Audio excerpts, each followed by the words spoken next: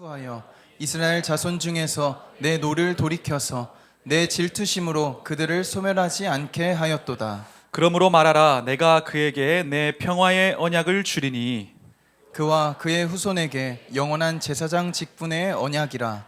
그가 그의 하나님을 위하여 질투하여 이스라엘 자손을 속죄하였음이니라. 아멘. 앉으시면서 인사하시죠. 은혜 많이 받으세요. 은혜 많이 받으세요.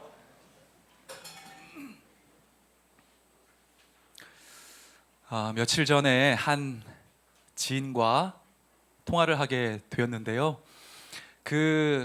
제가 아는 청년인데 요즘에 아르바이트를 열심히 하고 있대요. 그 선거 관련 아르바이트. 근데 그게 의외로 저도 요즘에 알게 되었는데 시급이 세답니다. 그래서 이게 소위 말하는 꿀 알바라고 이야기를 하면서 지금 모 정당에 이제 소속된 그 일을 하고 있는데 기회가 되면 다른 쪽도 얼른 옮겨가지고 거기 자리 나면 거기서도 이제 알바할 거라고 그런 이야기를 해줬습니다.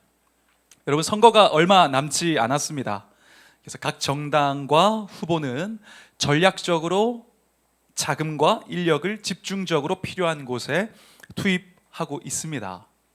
실제로 이 투표날 그 전 2주 그리고 그 전 일주일 그 기간에 내가 누구를 찍을지를 그때 결정하는 사람들이 의외로 많다고 합니다. 그러다 보니까 후보들은 이 투표날이 가까워질수록 돌발 변수, 이 특정 사건들 이런 것들이 생기지 않도록 긴장하면서 세세한 영역들까지 신경을 씁니다. 여러분, 사건이 터지게 되면 이 여론이 이제 악영향을 받을 뿐만 아니라 판세 자체가 바뀔 수도 있기 때문에 마지막으로 갈수록 긴장을 놓치지 않고 신경 쓰는 것을 우리가 볼 수 있습니다. 근데 사실 선거뿐만 아니라 우리가 인생을 살아갈 때에도 이 긴장 유지는 중요합니다.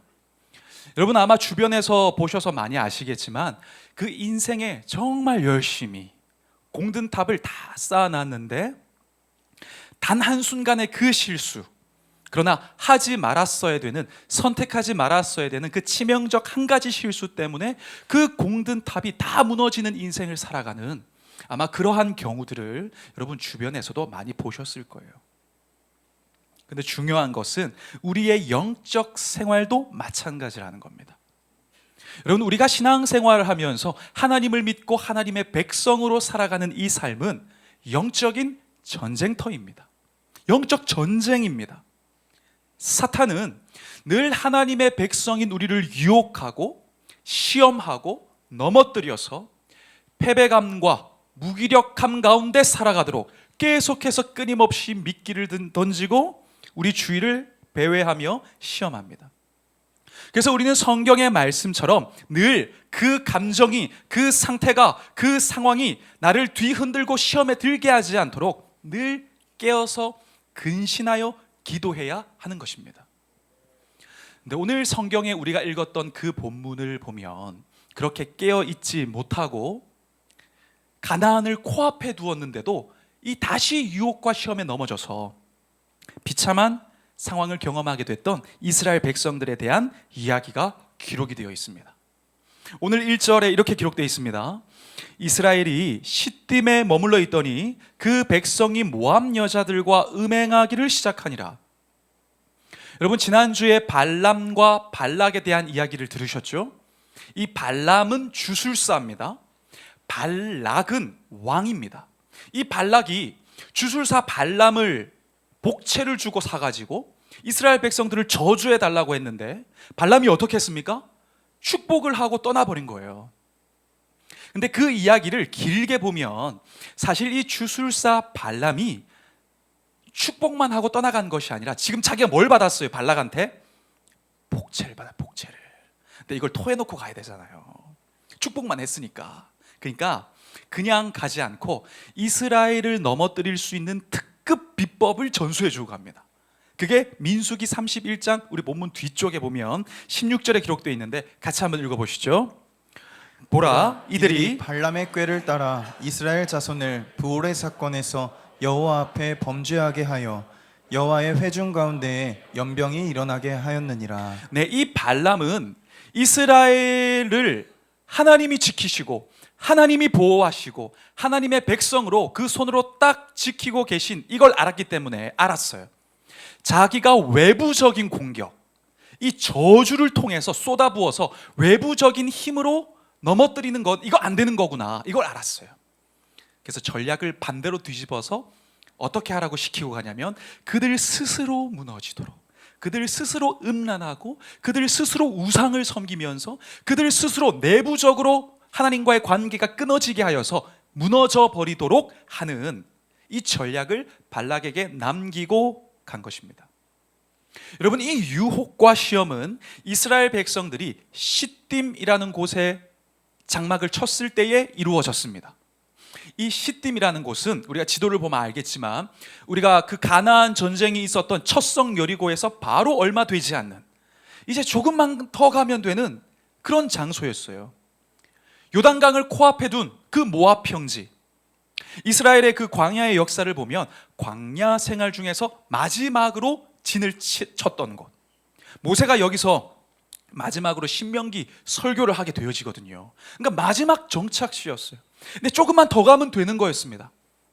근데 그때 그 유혹과 시험을 버텼어야 되는데 거기 넘어졌고 겪지 말아야 되는 아픔과 죽임을 당하는 그런 유혹에 무너진 비참함을 경험하게 된 겁니다. 여러분, 오늘날도요, 사단은 똑같습니다. 우리가 광야 시절을 시작할 때나 끝났을 때나 우리가 어디에 있을 때나 정말 사도 베드로의 그 이야기처럼 우는 사자와 같이 삼킬 자를 찾고 있습니다. 때로는 우리의 연약함을 집요하게 파고들어서 우리를 하나님 따르지 못하게 합니다. 또 때로는 오늘 본문의 내용처럼 이 정도면 됐지, 아예 다 왔지, 이제는 뭐 별 문제 없이 특별히 내가 지금 잘하고 있는데 라고 안심할 때 그 안정감 속에서 유혹해 우리를 넘어지게 한다는 거예요. 여러분, 이 영적인 공격은, 이 영적 전쟁 가운데 치러지는 이 전쟁은 우리가 피하고 싶다고 피할 수 있는 게 아닙니다. 우리가 도망가고 싶다고 도망갈 수 있는 것도 아닙니다. 내가 멈추고 싶다고 멈출 수 있는 것도 아니에요. 우리가 끝까지 깨어 대항하며 이겨내야 되는 우리에게 주어진 숙명적인 싸움입니다. 이때 평화주의자인 우리 성도님들께서는 너무 스트레스, 이게 이 영적 전쟁 이런 거 너무 스트레스, 막 이렇게 염려하고 걱정하실 수 있는데, 여러분 염려하지 마십시오. 이미 십자가와 부활로 사탄의, 이 유혹의 주체인 사탄의 머리를 밟으신 예수 그리스도께서 이미 이기신 주님께서 우리와 함께하고 계십니다. 우리는 염려하지 말아야 됩니다. 왜? 이미 이긴 싸움이니까. 다만 긴장감을 풀지 말고 마음을 무장하여 우리는 날마다 우리에게 주어진 삶 앞에서 굳건히 서 있어야 됩니다. 여러분, 그때에 이미 사탄의 머리를 밟으신 승리하신 주님의 승리를 우리 역시 함께 누리게 될 줄 믿습니다. 그래서 오늘은 우리가 하나님의 백성으로서 우리가 굳건하게 서기 위하여 무엇을 기억하고 어떻게 살아야 되는가, 그 두 가지의 원리를 나누고자 합니다. 첫 번째 우리가 기억할 것은 시험이 찾아올 때 분별하라는 거예요. 그 작은 말, 상태, 상황, 유혹이 올 때에 탁탁 쳐낼 것은 쳐내고 주님 앞에서 또 이겨내야 될 것은 이겨내면서 분별해야 된다는 겁니다. 우리 2절 말씀을 같이 한번 읽습니다. 그 여자들이 자기 신들에게 제사할 때에 이스라엘 백성을 청하매 백성이 먹고 그들의 신들에게 절함으로. 네, 이스라엘이 시딤에 머물고 있을 때에 모압의 여인들이 자기의 신의 제사에 초청하기 시작합니다. 이건 다 시나리오죠. 모압 여인들이 바알을 섬기는 제사에 초청을 하는데, 이때 이제 다 왔는데 뭐 이제 코앞인데 이제 다 끝났는데 뭐 라고 마음이 풀려 있던 느슨해진 이 이스라엘 백성들에게 이러한 제사로의 초청은 굉장히 매력적으로 다가왔을 거예요.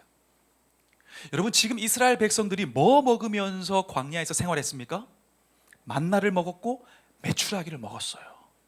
그리고 막 원망도 했었잖아요. 우리가 군인들이 저기 휴가 나오면 아마 요즘은 복지가 좋아서 그렇지 않겠죠. 저희 때는 리스트를 막 30개를 적었어요. 1번 삼겹살, 2번 짜장면. 그러니까 척척척척 해가지고 나오면요, 그 사회에서의 음식 냄새는 냄새도 틀려. 그냥 막 사람이 몽롱해지면서 막 이스라엘 백성들이 광야에서 만나하고 메추라기 먹다가 그 제사 그 상다리가 휘어지는 걸 봤으니 굉장히 마음을 사로잡기에 충분했을 거예요. 근데 결정적으로 그들이 넘어졌던 것은 그 바알의 제사라는 것은 형식상 항상 음란한 행위와 연결이 되어 있었습니다. 그러니까 여기에 다 넘어가는 거예요. 그렇다면 그들이 정신없이 먹고 마시며 음행하는 그 일을 행했던 그 결과가 뭐였느냐? 본문은 이렇게 기록합니다. 이스라엘이 바알 부올에게 가담한지라 여호와께서 이스라엘에게 진노하시니라. 바알 부올, 여러분 성경에 바알이라고 나올 때는 그 지역마다의 바알이 있어요. 부올이라는 곳의 바알이 바알 부올입니다. 여기에 지금 뭐라고 기록되어 있습니까? 가담한지라.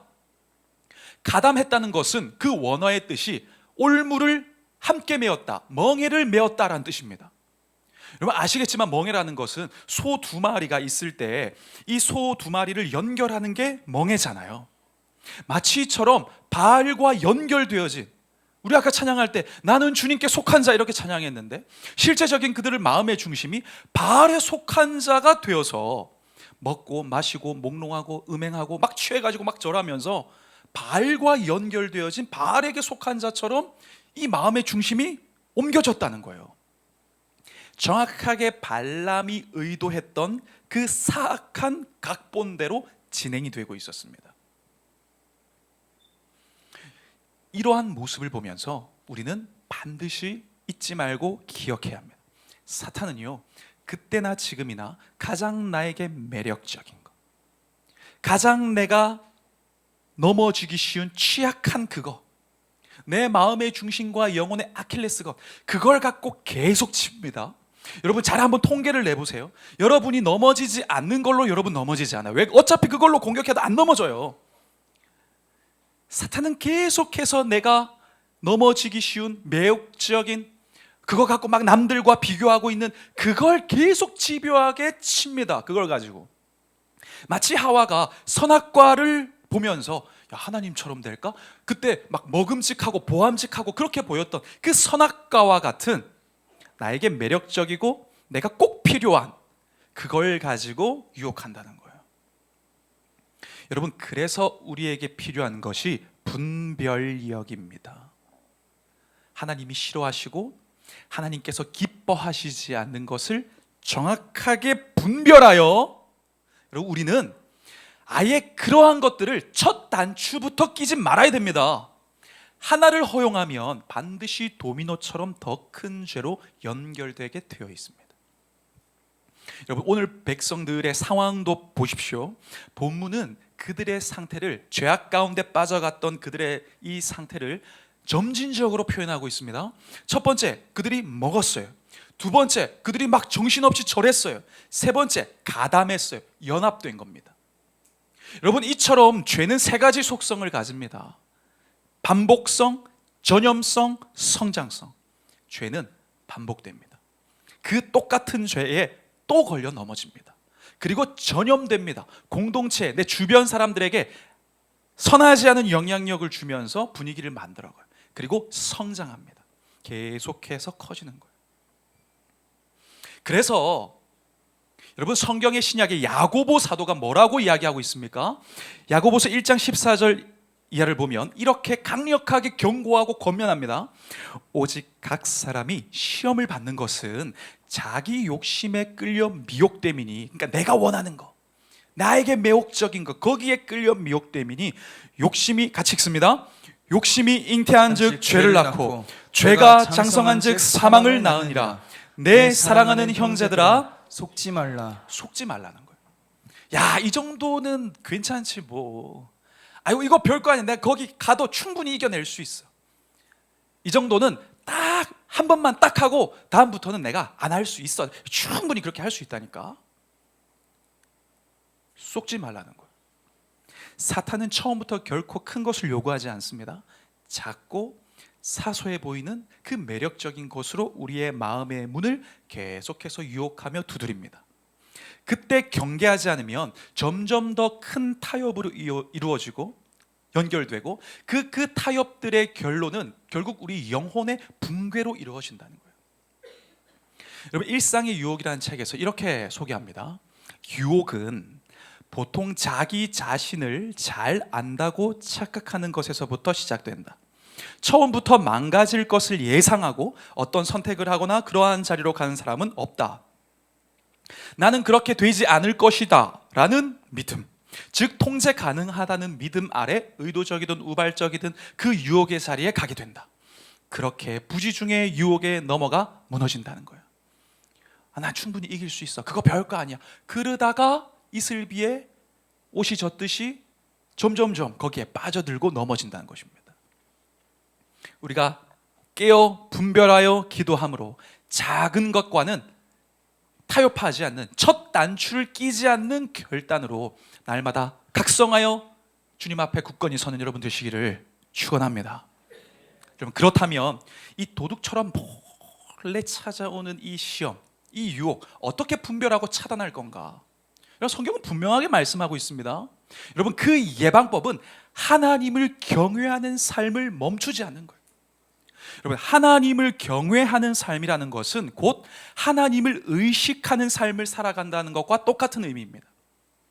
내 위에 누가 있다? 하나님 계신다. 이걸 늘 의식하며 경외하며 살아가는 겁니다. 여러분, 영성의 대가였던 다윗도 성공에 취하고 하나님을 지금 막 그렇게 간절하지 않아도 돼, 의식하지 않는 순간 그때부터 밧세바가 자기 눈에 딱 들어오기 시작했어요. 여러분, 본문의 이스라엘 백성들처럼 하나님을 의식하지 않아도 충분히 괜찮은 감정, 충분히 괜찮은 안정감, 그게 덫이 된 겁니다. 반면 우리가 잘 아는 것처럼 요셉은요, 하나님을 늘 의식함으로 은밀한 유혹을 미워할 수 있었습니다. 코람데오, 하나님 앞에서라는 그 말처럼 늘 이 신전의식, 하나님이 나와 함께 계시고 나는 지금 하나님 앞에서 살아가고 있고 내 위에 하나님이 보고 계시다는 이 코람데오, 신전의식이 요셉에게 있어서 해야 할 것과 하지 말아야 될 것의 분명한 경계선이 되어 주었습니다. 그러니까 요셉의 고백을 보면 그런 마음의 중심이 묻어나요. 창세기 39장 9절 이하를 보면 요셉이 이렇게 기록합니다. 말합니다. 이 집에는 나보다 큰 이가 없으며, 지금 자기를 유혹하는 여인에게 말하는 거예요. 밧세바에게. 주인이 아무것도 내게 금하지 아니하였어도 금한 것은 당신뿐이니 당신은 그의 아내임이라. 그런즉 내가 어찌 이 큰 악을 행하여 하나님께 죄를 지으리까? 내가 어떻게 하나님 보시는데 어떻게 하나님 앞에서 내가 죄를 지으리까? 늘 이 의식이 각성되어 깨어 있었다는 것입니다. 여러분, 시험은 내가 빠졌는지도 모르고 있다가 뒤돌아보면 생각보다 깊게 빠져 있고 돌이키지 못할 상황 가운데 처하게 되는 경우도 여러분 많이 있습니다. 그러니 우리가 기도하며 시험에 들지 말아야 한다는 이 영적인 의식, 자기 인식을 끝까지 유지하시길 바랍니다. 늘 우리는 하나님 앞에서 이 의식을 유지하며 살아가야 됩니다. 그래서 제자들이 주님께 우리가 어떻게 기도해야 되겠습니까? 라고 질문했을 때에 주님께서 이렇게 가르쳐 주셨어요. 우리 같이 읽습니다. 마태복음 6장 13절 말씀입니다. 우리를 시험에 들게 하지 마시옵고 다만 악에서 구하시옵소서. 그렇게 기도하라는 거예요. 언제 빠질지 모르고 도둑같이 찾아오니까 늘 의식하며 자기 인식, 이 죄를 대항하여 기도해야 된다는 것입니다. 한편 이스라엘 백성들이 그러나 깨어 있지 못하고 그러한 음란과 우상에 빠져 있을 때에 하나님은 모세에게 지도자들을 다 처단하라고 말씀하셨어요. 왜냐하면 그때 지도자들이 그러한 상황들을 다 방관했을 뿐만 아니라 사실 직접적으로 그들이 가담하기도 했어요. 그러니까 다 죽여야 된다. 다시 시작해야 된다라고 말씀하셨습니다.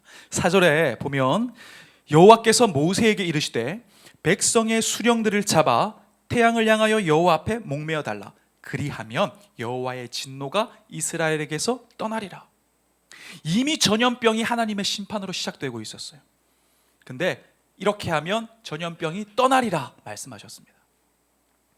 근데 모세는 그 두령들을 다 잡아 죽이지 못하고 직접적으로 바알브올에게 가담한 자들만 죽였습니다. 그러니까 전염병이 멈추지 않고 결국 이스라엘 백성들은 2만 4천 명이 죽임을 당하게 되는 비극을 겪게 된 거예요.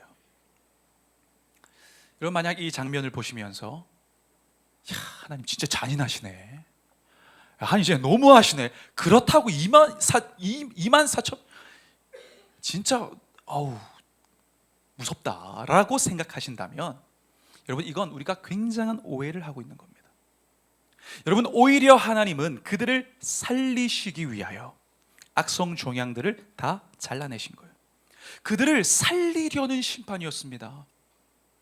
그들을 죽이려는 공포심에서 나온 심판이 아니라 살리려고, 다시 세우려고. 왜 그런 상태에서 가나안 땅으로 들어가도 아무런 의미가 없으니까 다시 기회를 주려고 그런 일을 행하신 겁니다. 여러분, 사실 이스라엘 백성들이 육적으로 그런 음식을 먹고 음행을 행하고 그러한 차원의 육적 차원의 일보다 더 심각한 것은 그들이 영적인 음행에 빠졌다는 거예요. 여러분, 영적인 음행은 곧 영적인 죽음을 의미했습니다. 그러니까 하나님은 그런 상태에서 그런 악성 종양을 가지고 가나안 땅에 들어가도록 그들을 그냥 방치하지 않으신 거예요. 여러분, 우리도 마찬가지입니다. 여러분, 하나님께서 우리를 있는 모습 그대로 사랑하신다는 것을 믿으십니까? 있는 모습 그대로 사랑하세요. 그러나 있는 모습 그대로 살도록 방치하진 않으십니다. 하나님을 떠나 우리가 시험에 빠져 계속해서 그 털을 머물면서 영혼이 죽어가고 시들어가고 있다면 하나님 우리를 사랑하셔서 우리를 위해 일하십니다. 사무엘하 7장의 말씀처럼 때로는 사람 막대기와 인생 채찍으로 일하기도 하시고, 때로는 우리를 광야로 보내셔서 일하기도 하시고. 그러나 왜 그렇게 하실까요? 나를 이대로 끝낼 수 없기 때문입니다. 사랑하는 나의 자녀를 그대로 끝나도록 그냥 방치할 수 없기 때문입니다.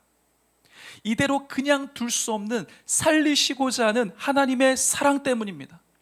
만약 여러분 가운데 하나님을 떠나 내가 좀 잘못했다고, 지금 나에게 이런 어려움이 오는가라고 하나님을 원망하며 오해하는 분이 있다면 하나님의 본심을 아시길 바랍니다. 포기할 수 없어서, 그대로 둘 수 없어서, 방관할 수 없어서 내 인생 가운데 직접 개입하셔서 너 다시 일어나라고, 너 다시 시작하라고 말씀하시는 하나님의 이 본심을 아셔야 됩니다. 예레미야가 3장 33절 보면 이렇게 말씀합니다. 우리 같이 읽습니다. 주께서 인생으로 고생하게 하시며 근심하게 하심은 본심이 아니시로다. 본심이 아니시로다. 그러니 여러분, 혹 죄로 인하여 넘어져 실망감과 낙심과 죄책감에 빠져 있는 분이 있다면 그 실패의 자리에 머물지 마시고 하나님의 본심을 알고 다시 하나님께로 돌아가시길 바랍니다. 하나님은 돌아올 때 돌아온 자를 싸매시고 다시 세우시고 다시 하나님 앞에 굳건하게 세우실 것입니다. 여러분, 호세아서 6장 1절 보면 이렇게 말씀합니다. 우리 같이 한번 읽겠습니다. 오라, 우리가 여호와께로 돌아가자. 여호와께서 우리를 찢으셨으나 도로 낫게 하실 것이요 우리를 치셨으나 싸매어 주실 것임이라. 아멘. 그 사랑 의지하며 주님 품 안에서 굳건하게 서는 여러분 되시기를 주님의 이름으로 축원합니다. 우리가 한 가지 더, 하나님의 백성이 굳건하게 서려면 하나님이 찾으실 때 충성해야 합니다. 여러분, 방어적으로 유혹과 시험이 찾아올 때 분별하여 탁탁 쳐내는 것만 하는 것이 아니라 오히려 더 충성하여 이 시험과 유혹을 뚫어내는 거예요. 11절 이하를 보니까 이렇게 기록합니다. 우리 같이 읽겠습니다. 제사장 아론의 손자 엘르아살의 아들 비느하스가 내 질투심으로 질투하여 이스라엘 자손 중에서 내 노를 돌이켜서 내 질투심으로 그들을 소멸하지 않게 하였도다. 아멘. 우상 숭배로 지금 전염병이 돌고 있습니다. 막 사람들 다 죽어나가고 있어요. 근데 그때에 이 진짜 양심에 화인 맞은 한 사람이 등장합니다. 그 이방 여인과 음행하기 위하여 그 여인을 데리고 이스라엘의 진영 안으로 들어와서 자기 장막으로 들어가는 자가 있었는데, 성경은 정확하게 그 사람이 시므온 지파의 사람 시므리라고 지목합니다. 이게 그 지파의 분위기였던 것 같아요. 나중에 이스라엘이 두 번째 계수할 때 이 시므리 지파 전체적인 계수는 60만에서 전체 이스라엘 백성들의 인구수는 변하지 않지만 그 안에서 크게 된 지파가 있고 적게 된 지파가 있어요. 그러니까 하나님께서 하나님의 나라의 역사를 위해 전체를 유지하시지만 그 안에서 시므리 지파는 거의 절반 반토막 납니다.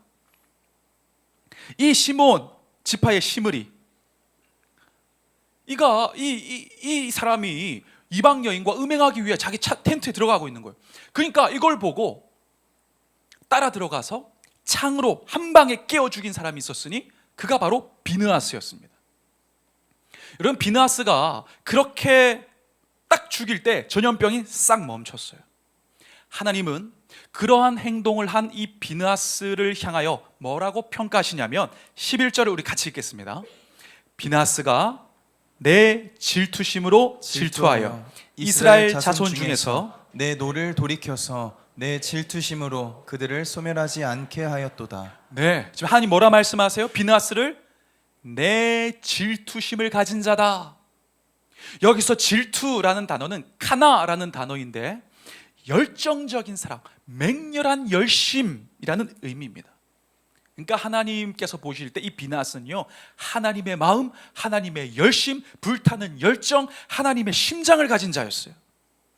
여러분, 사실 시므리가 그 악행을 행할 때에 이방 여인과 장막으로 들어가는 장면을 많은 사람들이 같이 봤습니다.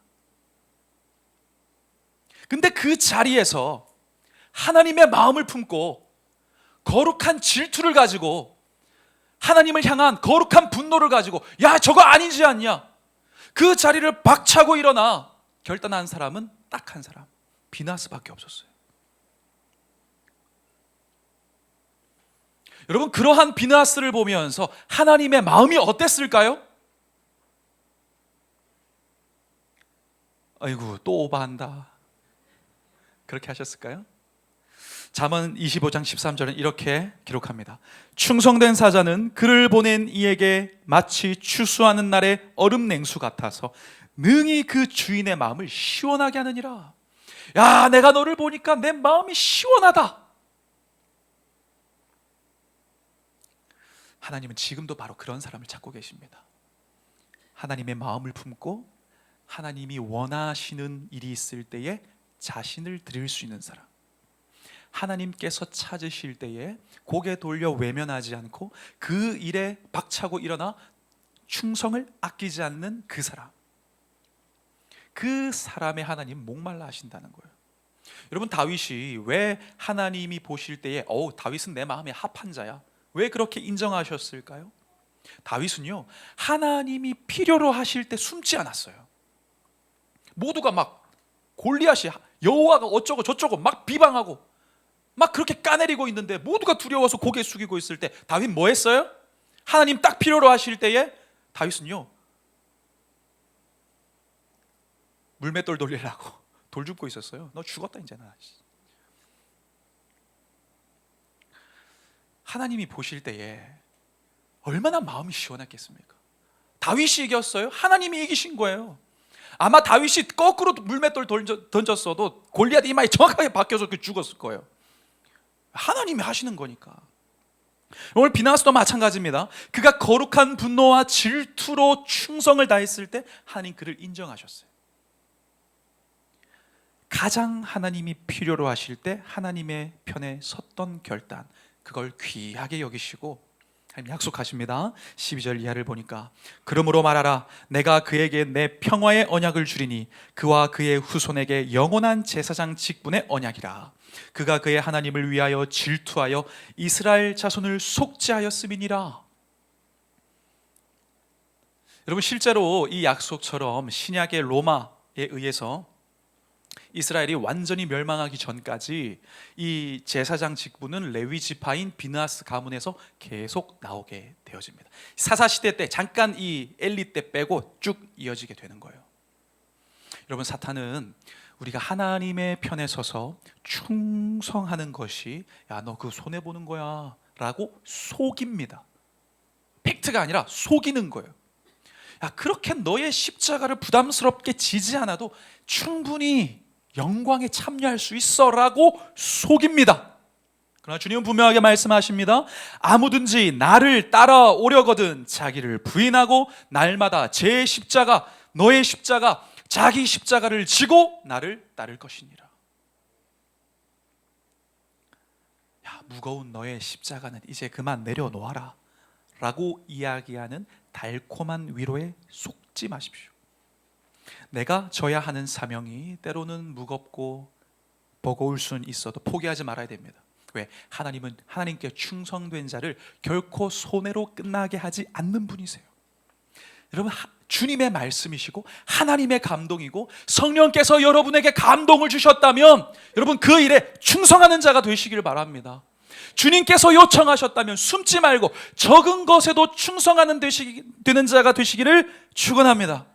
보장된 열매가 없어도 맡겨진 사명을 멈추지 않는 자의 결론은 주님의 칭찬이고 주인의 즐거움에 참여하는 특권입니다. 여러분, 주님은 달란트 비유를 통해서 분명하게 말씀하십니다. 그 주인이 이르되 잘하였도다 착하고 충성된 종아, 네가 적은 일에 충성하였음에 내가 많은 것을 너에게 맡기리니 내 주인의 즐거움에 참여할지어다. 이게 우리를 향한 주님의 음성이 되기를 축원합니다. 일단 구체적으로 어떻게 우리가 충성스럽게 사는가? 우리의 신분답게 살면 됩니다. 신분답게 살아가는 삶, 신분에 충실한 삶, 내 신분에 충실한 삶. 여러분, 비느하스는요 제사장이었습니다.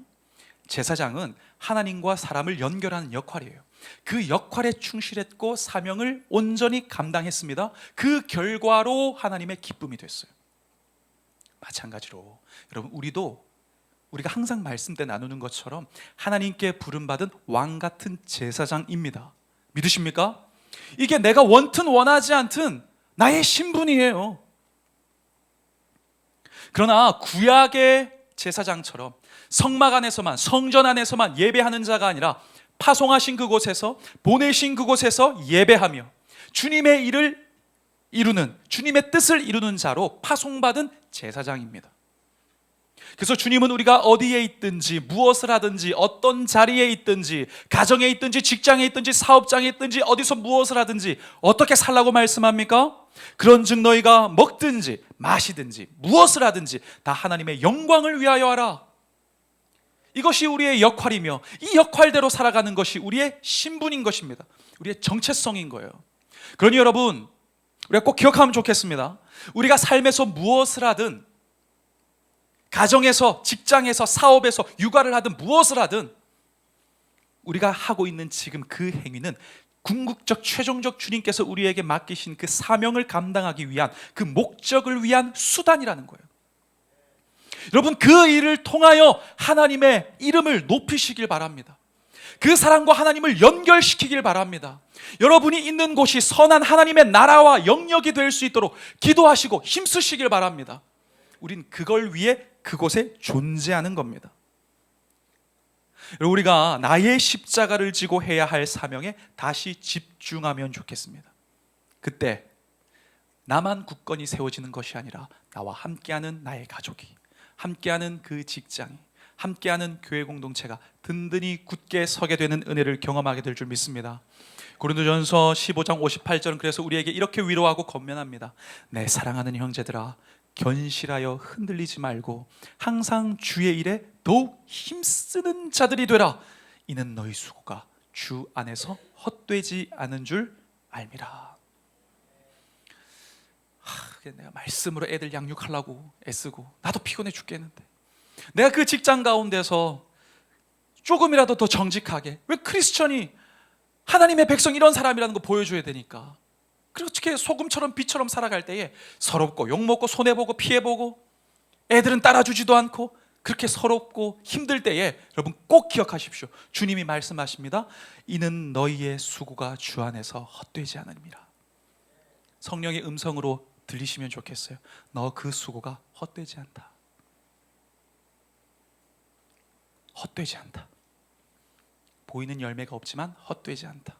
주님이 알아주시기 때문에 이 믿음으로 굳게 서는 여러분 되시길 축원합니다. 말씀 마무리할게요.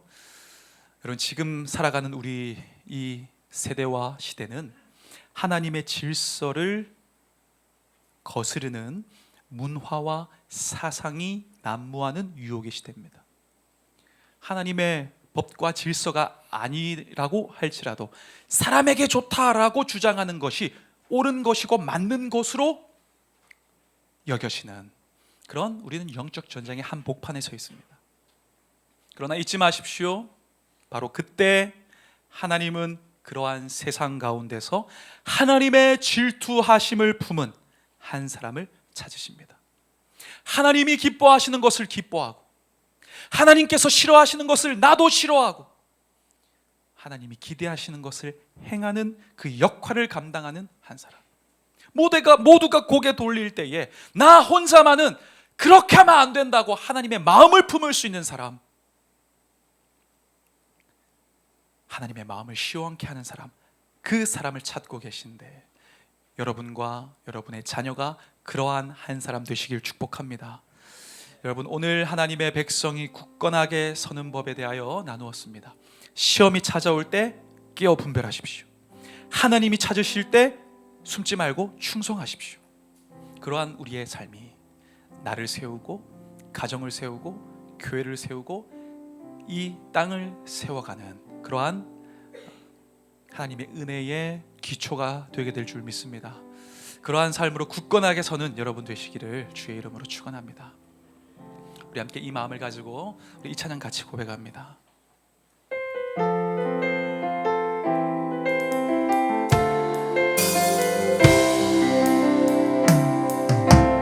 나의 평생에 가장 복된 일은 내가 예수님을 만난 것이라.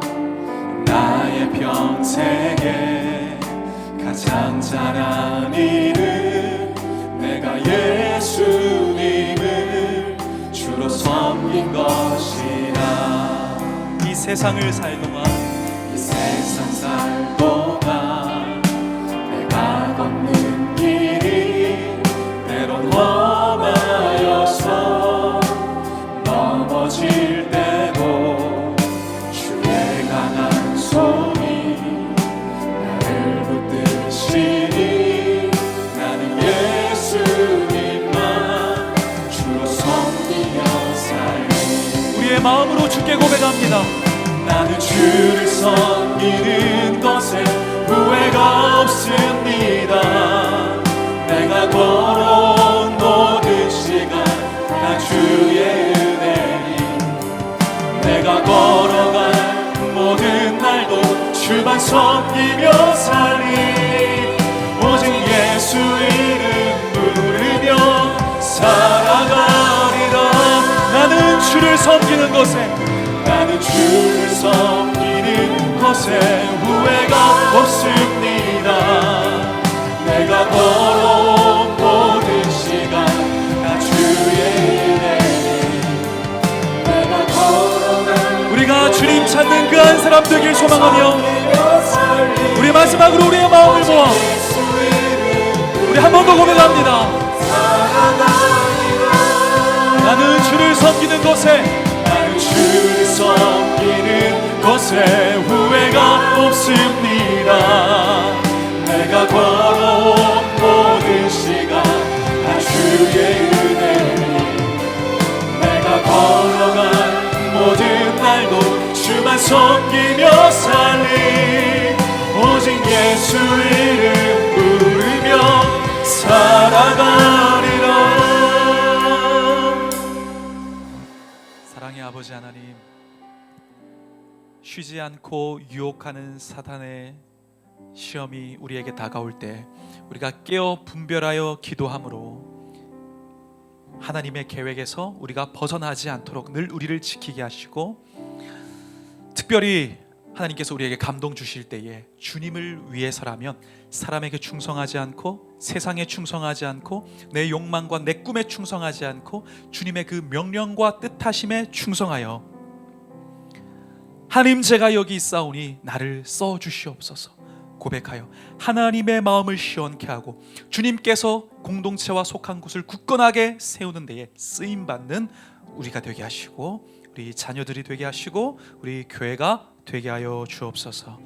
감사드리며 예수님의 이름으로 기도합니다. 아멘.